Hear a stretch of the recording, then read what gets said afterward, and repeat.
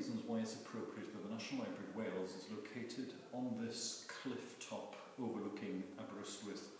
Back in the 11th century, in the shadow of the library here at Llanstephan MS, there lived a remarkable ecclesiastic named Cillian, one who was for 2 periods during his lifetime Bishop of St. David's, and who established a school, an educational centre here at Llanstephan, where 2 remarkable sons of his were educated, one of whom was March, the author of the life of St. David, a life which was written in Latin for the purpose of elevating the status of the Diocese of St. David and of St. David's as a metropolitan centre.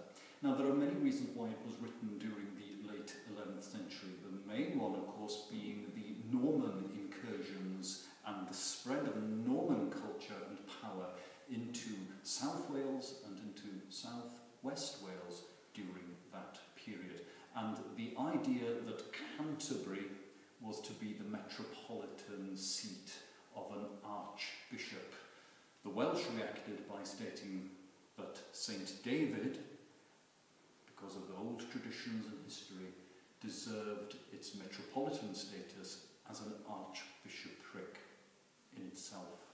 Now, Rhugbarth wrote the life of St. David's in Latin, and there are many noticeable elements in that life which is rather different from the life of the saint as we know him today. It was a Latin life, but with great emphasis on Irish influences. Now, territorially, back in the age of the saints and back in the 5th century when St. David would have lived, the Irish influence in Dyfed was very, very strong.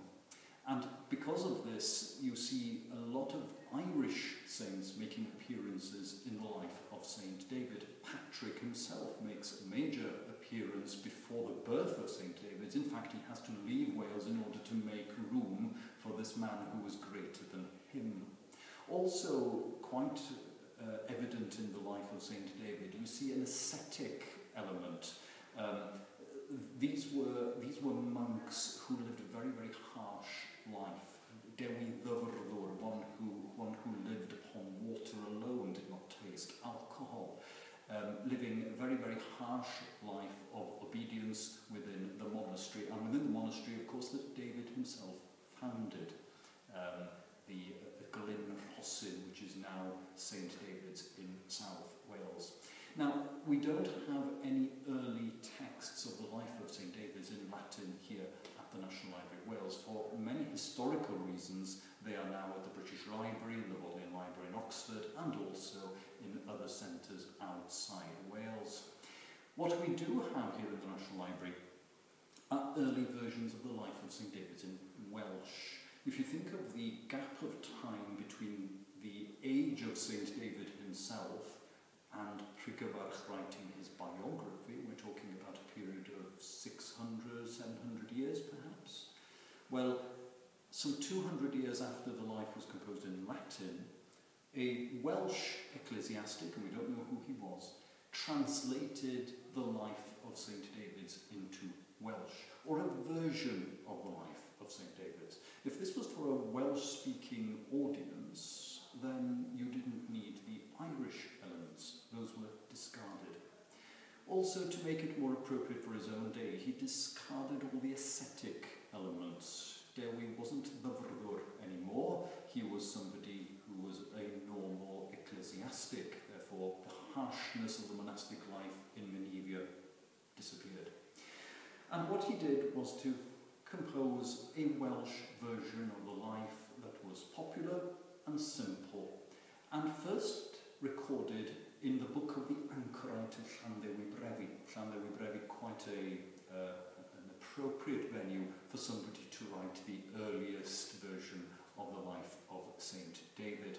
And that text is now in Jesus College, Oxford, with a colophon stating that it was written by the Anchorite of Llanstephan, and the date is there, it's 1346.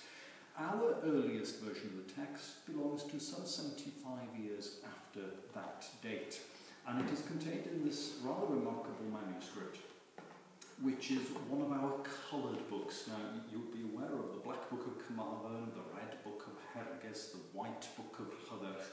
Well, this is the Red Book of Talgarth. It's a late dating title for the manuscript, but the manuscript itself is very old and was written right at the end of the 14th century.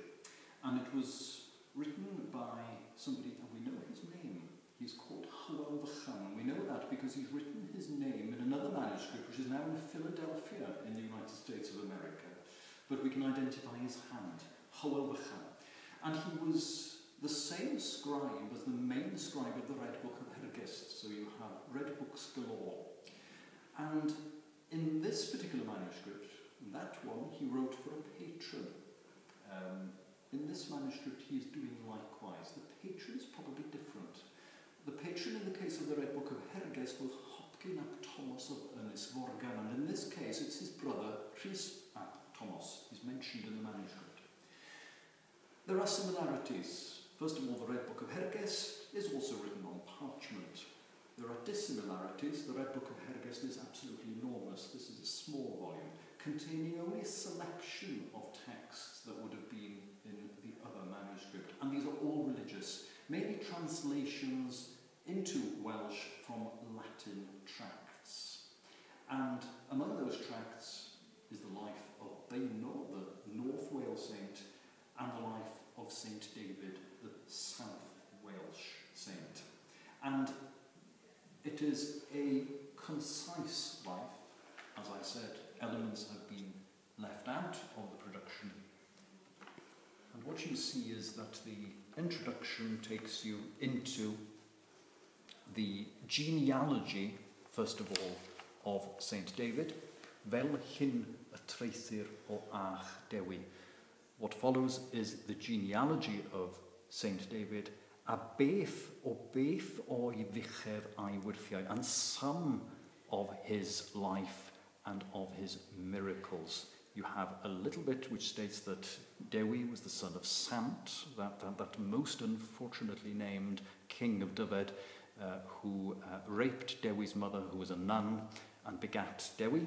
You have the genealogy here before you go into the full life of Saint David's there.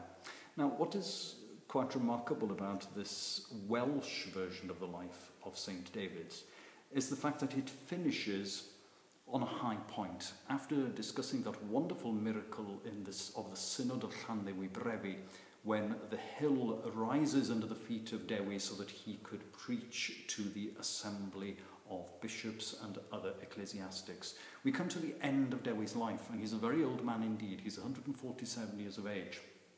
He's tired, and his passing, which will be on the 1st of March, so we celebrate the death of Saint David. His passing is foretold by an angel.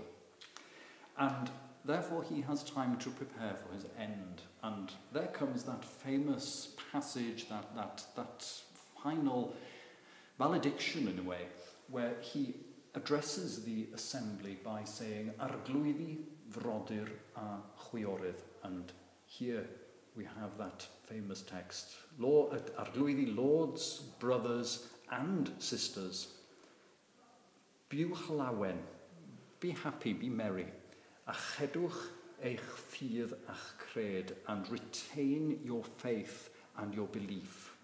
A gwnewch y pethau bychain, and do the small, the little things, a gloswch ac a wylswch gen I fi, that you have heard and which you have seen me doing. Now, what's remarkable in this passage is that every St. David's Day is repeated ad infinitum with the emphasis on a pethau bychain, those small things, those little things. You won't see that small or little word in the Latin version at all. It's the translator into Welsh who's put that one little word into the